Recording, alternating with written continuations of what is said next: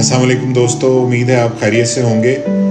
آج ہم جس نفسیاتی مسئلے کے اوپر بات کریں گے اس کا نام ہے سوشل انگزائٹی ڈس آرڈر۔ یہ وہ مسئلہ ہے جس کے مریض جو ہیں وہ تنہائی پسند تو ہوتے ہیں اور تنہائی میں اپنا کام بڑے اچھے طریقے سے کرتے ہیں، لیکن جب ان کو لوگوں سے ملنا ملانا پڑ جائے، کسی تقریب میں جانا پڑ جائے، کسی بس میں بیٹھنا پڑ جائے، کسی شادی میں جانا پڑے یا کسی پبلک پلیس میں جانا پڑے تو وہ بہت پریشانی کا شکار ہو جاتے ہیں اور وہ اوائڈ کرتے ہیں۔ وہ کوشش کرتے ہیں کہ ان کو پبلک پلیس پہ نہ جانا پڑے، اور ان کو عجیب قسم کی بے چینی ہو جاتی ہے، ان کو خوف آنے لگتا ہے۔ وہ سمجھتے ہیں کہ لوگ ان کو جج کریں گے، ان کے بارے میں سوچیں گے کہ یہ کیسے ہیں۔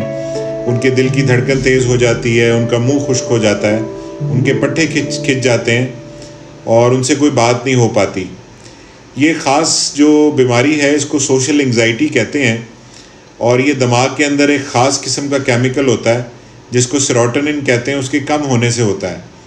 اب یہ مرض جو ہے یہ مکمل طور پہ قابل علاج ہے، اور کچھ ادویات جن کو SSRIs کہا جاتا ہے، سلیکٹیو سیروٹونن ری اپٹیک انہیبیٹرز، یہ دماغ کے اندر سیروٹونن کا لیول بڑھاتے ہیں اور خود اعتمادی پیدا کرتے ہیں، سیلف کانفیڈنس پیدا کرتے ہیں، جس سے یہ سوشل انگزائٹی جو ہے یہ دور ہو جاتی ہے۔ اس کے علاوہ جو سائیکالوجسٹ ہیں ان کو اگر انوالو کیا جائے ٹریٹمنٹ میں تو وہ ایک ٹریننگ کرتے ہیں جس کو سوشل سکل ٹریننگ کہتے ہیں، اور وہ آپ کے اندر ایسی سکلز پیدا کرتے ہیں کہ آپ سوشلی لوگوں سے بات چیت کر سکیں اور اپنے آپ کو بہتر طریقے سے پریزنٹ کر سکیں، اور آپ کو کسی قسم کی پریشانی کا شکار نہ ہوں۔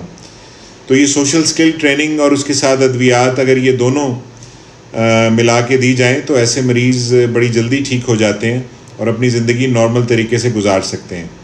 ادروائز اگر ان کا علاج نہ کیا جائے تو یہ مریض پھر اپنے کمرے تک، اپنے گھر تک، اپنی ورک پلیس تک محدود ہو جاتے ہیں، اور وہ لوگوں سے ملنا ملانا نہیں چاہتے، وہ دوست نہیں بنانا چاہتے، وہ تقریبات میں شرکت نہیں کرنا چاہتے، اور پھر وہ اس کے بعد ڈپریشن کا شکار ہو جاتے ہیں، اور وہ کوشش کرتے ہیں کہ ان کی زندگی تنہائی میں گزاری جائے۔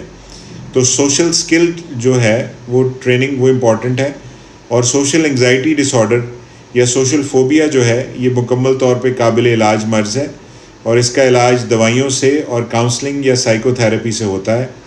تو آپ کے ارد گرد اگر آپ کی فیملی میں، آپ کے عزیزوں کا اقارب میں ایسے کوئی مریض ہوں تو ان کو ماہر نفسیات کو دکھائیں تاکہ وہ بہتر زندگی گزار سکیں۔ اپنا بہت خیال رکھیں۔ اللہ حافظ۔ پاکستان زندہ باد۔